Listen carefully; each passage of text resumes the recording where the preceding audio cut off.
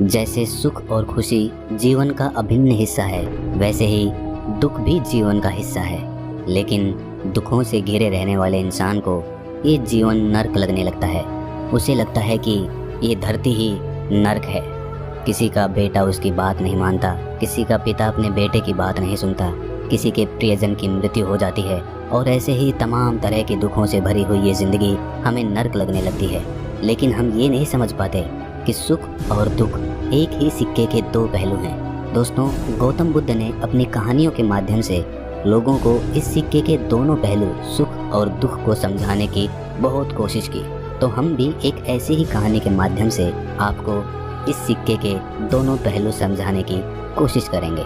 जिस तरह मैं अपनी कहानियों के माध्यम से दुनिया में मोटिवेशन फैलाता हूँ, वैसे ही आपका सब्सक्राइब करना मुझे मोटिवेशन देता है। लेने और देने का ये सिलसिला जारी रहे, इस चैनल को सब्सक्राइब ज़रूर कर लें। तो चलिए कहानी शुरू करते हैं। एक बार गौतम बुद्ध एक नगर से गुजर रहे थे। रास्ते में उन्होंने एक बच्चे को देखा जो अपने घर के आंगन में खेल रहा था और उसकी माँ कुछ काम कर रही थी। तभी उस बच्चे की माँ ने बुद्ध को देखा और उन्हें प्रणाम किया और फिर कहा, आप रुकिए बुद्ध, मैं आपके लिए कुछ लेकर आती हूँ। बुद्ध ने कहा, मेरा पात्र भरा हुआ है, मैं उतना ही लेता हूँ जितना मेरे पात्र में आता है, इसलिए आज मैं कुछ नहीं ले सकता। मैं कल फिर आऊँगा तो मुझे कल दे देना। बुद्ध ने उस बच्चे के सर पर हाथ रखा और वहाँ से चले गए। अगले दिन बुद्ध फिर उस स्त्री के पास आए। स्त्री बुद्ध को देखकर बेहद खुश हो गई। चावल भर कर देती है। बुद्ध ये स्वीकार कर लेते हैं। बुद्ध ने उस स्त्री को कुछ जड़ी बूटी दी और कहा, इसे चावल के बीच दबा कर रख देना और अपने बच्चे को इसका रस निकाल कर पिलाना, इस तरह वो स्वस्थ बना रहेगा। स्त्री ने उस जड़ी बूटी को रख लिया और बुद्ध उसके बाद वहाँ से चले गए। एक महीने बाद बुद्ध श्रावस्ती में संसार में व्याप्त प्राणियों की पीड़ा पर उपदेश दे रहे थे।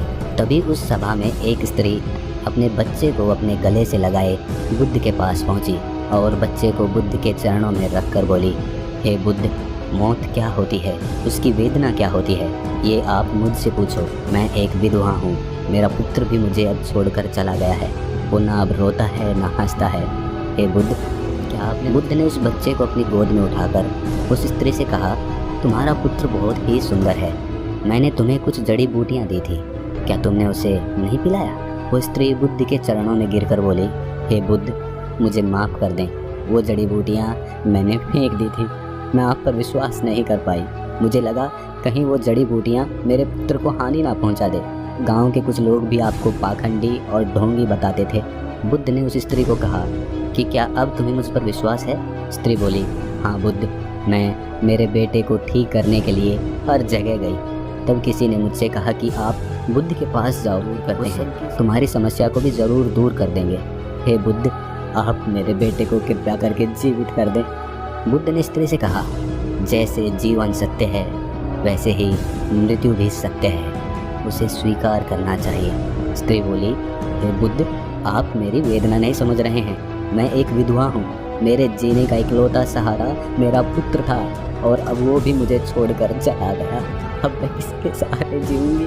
मुझे ज्ञान के बड़े उपदेश नहीं चाहिए, मुझे केवल मेरा पुत्र चाहिए। क्या आप उसे मुझ पर रहम नहीं करेंगे?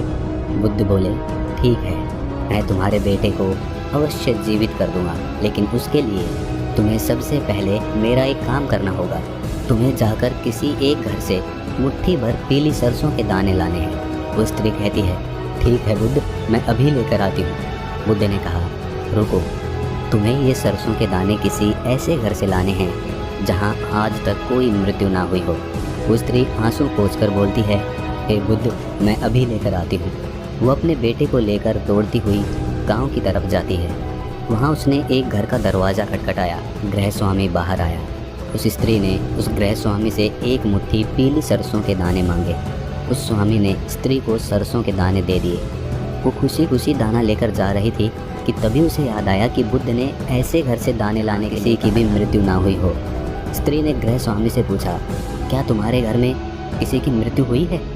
स्वामी ने कहा, हाँ, कुछ दिन पहले मेरे पिता की मृत्यु हुई थी। स्त्री ने दाने स्वामी को वापस कर किसी दूसरे घर पर जाने का फैसला किया। दूसरे घर में जाकर उस स्त्री ने फिर से सरसों के दाने मांगे और पूछा कि क्या तुम्हारे घर में किसी की मृत्यु हुई है? आदमी ने कहा कि हाँ, आज से 10 साल पहले मेरा पूरा परिवार बाढ़ में बह गया था। केवल मैं अकेला जीवित रह गया और अब मैं अकेले अपनी ज़िंदगी का बोझ ढो रहा हूँ। उस स्त्री ने सोचा कि ऐसा घर कहाँ पे मिलेगा जहाँ पे किसी की भी मृत्यु ना हुई हो। कोशिश जारी रखी, हार नहीं मानी। वो पूरे दिन सुबह से शाम तक पूरे गांव में घूमती रही, लेकिन उसे कोई भी ऐसा घर नहीं मिला जहाँ किसी की मृत्यु ना हुई हो। वो स्त्री रोते रोते अपने बेटे को गले से लगाकर बुद्ध के पास जा रही थी। तभी उसे रास्ते में एक शमशान घाट दिखा। उसने वहाँ जाकर अपने बेटे के लिए एक गड्ढा खोदना शुरू कर दिया। वो गड्ढा खोदती जा रही थी। उसके बाद उसने काफ़ी देर तक अपने बेटे को निहारा और उसका माथा चूमते हुए उसने फिर उसी गड्ढे में अपने बेटे को दफन कर दिया और अपने आंसू पोंछकर बुद्ध के पास आ गई। बुद्ध उसी सभा में स्त्री का इंतज़ार कर रहे थे। वो बुद्ध के चरणों में गिरकर रोने लगी। उसके आंसू रुकने का नाम नहीं ले रहे थे। वो बस रोती जा रही थी। जिसे जीवन मिला है उसे मृत्यु भी अवश्य मिलेगी, चाहे राजा हो या रंक, युवा हो या कोई वृद्ध, मृत्यु सभी को आनी है। वो स्त्री बुद्ध से बोली, हे बुद्ध, आप सच कहते हैं। पहले मुझे ऐसा लग रहा था कि मृत्यु का दर्द केवल मेरे अंदर ही था, कि दुनिया में लोग मुझसे भी ज़्यादा पीड़ा और दुख का अनुभव कर रहे हैं। इस पर बुद्ध कहते हैं, तुम्हारा बेटा कहीं नहीं गया है, वो तुम्हारे आसपास ही है, उसे महसूस करो। ये परम सत्य है। जब तक सृष्टि रहेगी दुख मनुष्य के साथ साथ चलता रहेगा, और उसका कारण है मनुष्य का खुद के साथ किसी को बांध लेना। और जब तक वो रहेगा तब तक हमें दुख होता रहेगा, और जब तक ये मोह रहेगा तब तक हमें दुख होता रहेगा। जब कोई वस्तु हमारे पास रहती है तो हमें उसकी कद्र नहीं होती, लेकिन जैसे ही वो हमसे दूर चली जाती है उसके ना होने का एहसास हमारे अंदर गहरी पीड़ा बना देता है और हम दुखी हो जाते हैं। हम जीवन को होश में नहीं जीते, इसीलिए मृत्यु होने पर हम रोते हैं, छटपटाते हैं, लेकिन उसे समझते नहीं। वो स्त्री बुद्ध से कहती है, हे बुद्ध, ये तो सभी को पता है, लेकिन इससे मुक्ति कैसे पाएं? बुद्ध ने कहा, मुक्ति के लिए भी विवेक जगाना आवश्यक है। शांत नहीं जाग सकता। जब तुम शांत होकर सोचोगे तब तुम्हें लगेगा कि मृत्यु परम सत्य है। तब तुम्हें लगेगा जैसे जन्म होता है वैसे ही मृत्यु भी जीवन का परम सत्य है। सुख और दुख दोनों को होश में देखने के बाद तुम्हें अनुभव होगा कि ये दोनों ही एक ही सिक्के के दो पहलू हैं। और जब तुम्हारा मन इस चेतना से भर जाएगा तब तुम ये जान और समझ पाओगी कि जन्म और मृत्यु मिलन और होते हैं। वो स्त्री बुद्ध से बोली, हे बुद्ध, आपने मुझे एक नया रास्ता दिखाया है।